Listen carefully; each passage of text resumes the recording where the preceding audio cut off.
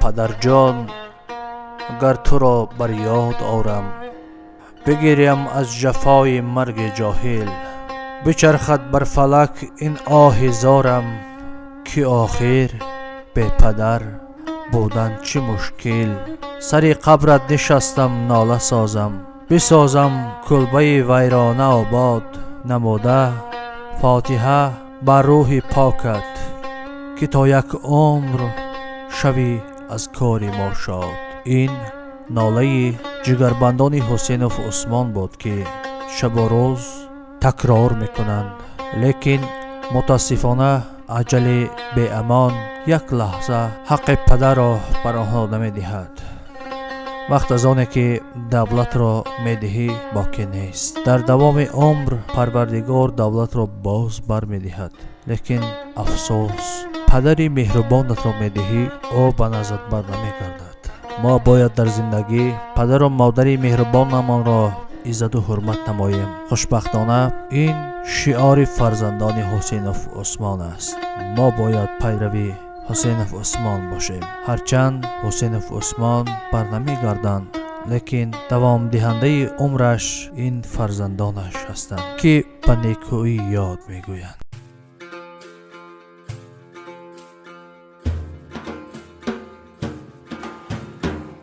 خورشید تابان یافتم در سایه دست پدر، بختی درخشان یافتم در سایه دست پدر.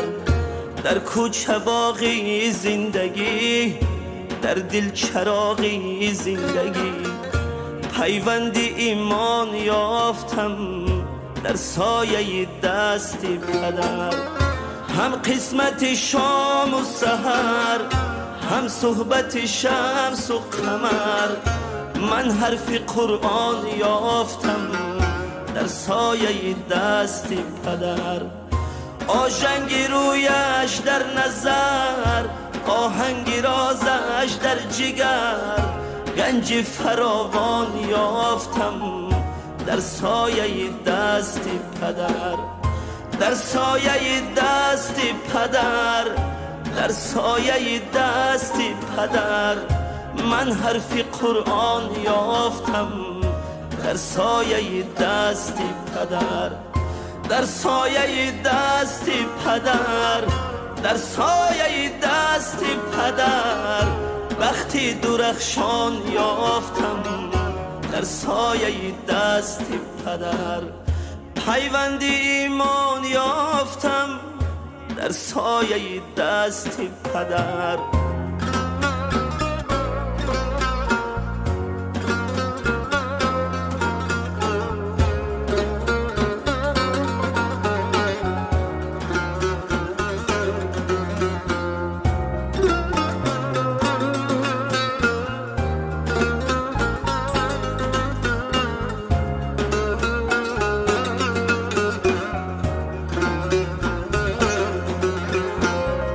پیش کس خارم نکرد، بهر خس زارم نکرد.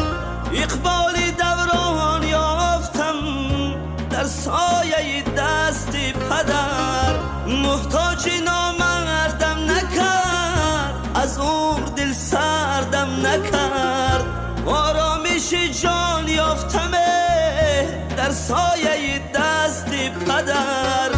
پیش خدا روز و شبان جانی مرا خواهد امان. نور زیزدان یافتم در سایه دست پدر.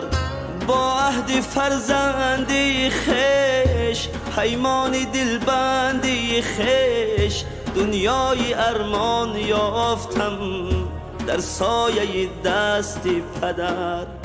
در سایه دست پدر، در سایه دست پدر، من حرف قرآن یافتم در در سایه دست پدر، در سایه دست پدر، در سایه دست پدر پیوند ایمان یافتم. در سایه دست پدر نور زیزدان یافتم. در سایه دست پدر.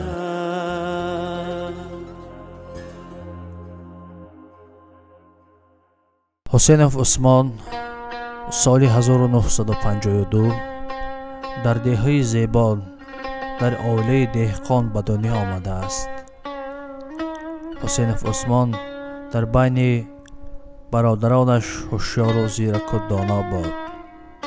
او در سن 7 سالگی به مکتب رفته مکتب را با بهای خوب و اعلا ختم نموده است.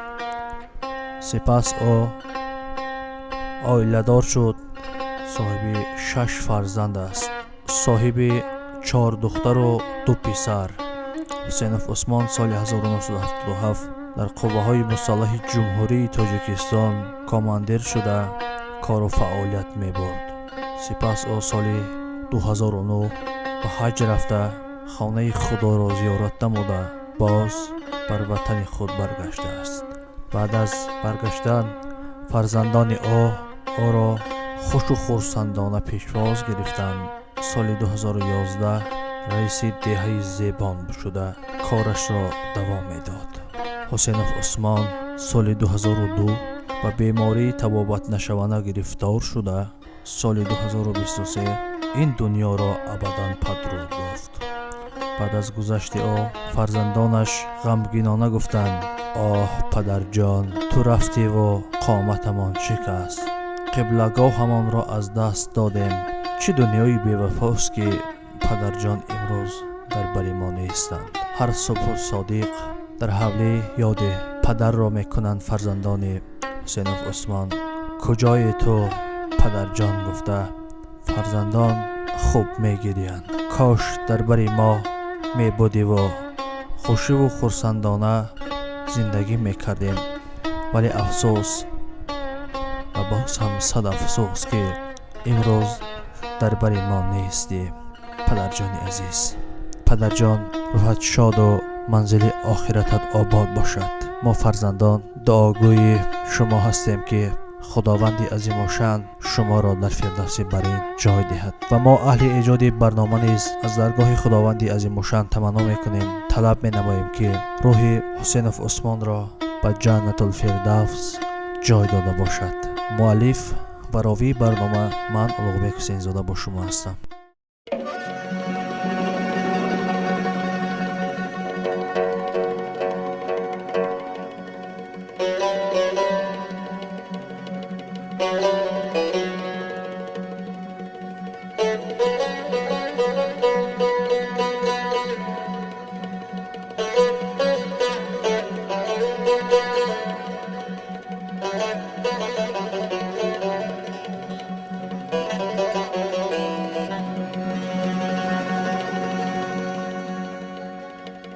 ای نازنین پدر بر حال ما نگر،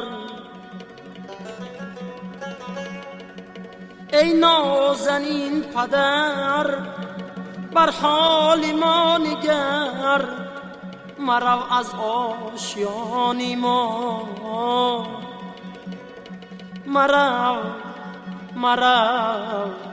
مرو از خاندانی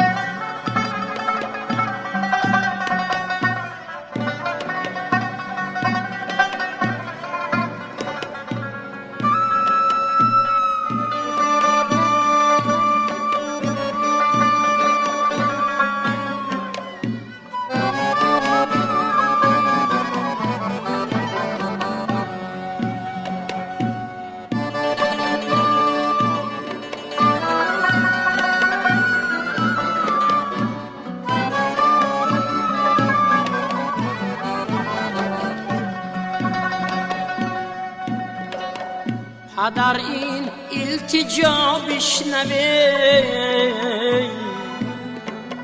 مرا از آشیانی ما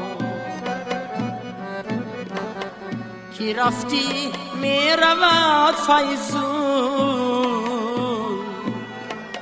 شکوهی خاندانی ما مده ما را چو گل در پنجه بادی پریشانی، بیمان تا در پناهت بیش کفیم ای باغبانی ما. پدر این التجا بشنوی، مرا از آشیانی ما.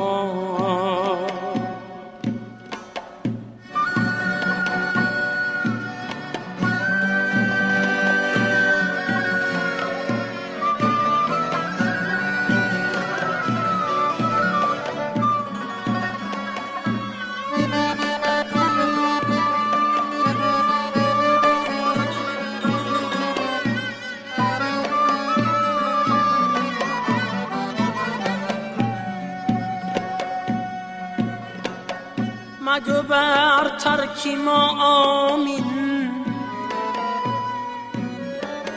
مشو بر رزق ما زامینه. مگو بر ترک ما آمین، مشو بر رزق ما زامین. مکن زهری حلایل دهان یک بردنانی ما. مکن زهری حلایل در دهان یک بردنانی ما.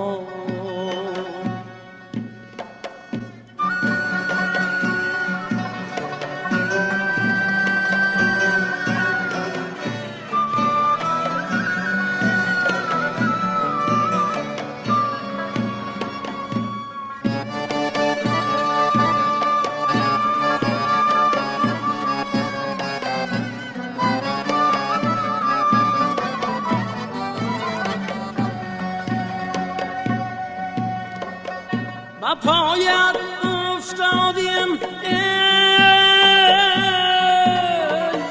پدر استغفرالله گوی.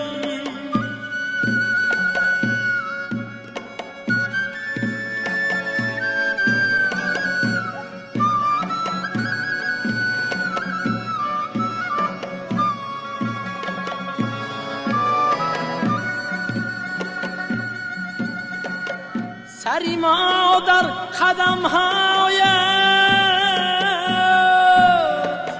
مرو از خاندانی ما. پدر این التجا بشنوی، مرو از آشیانی ما. پدر این التجا بشنوی، مرو از خاندانی ما. مرو از آشیانی ما. مرو از خاندانی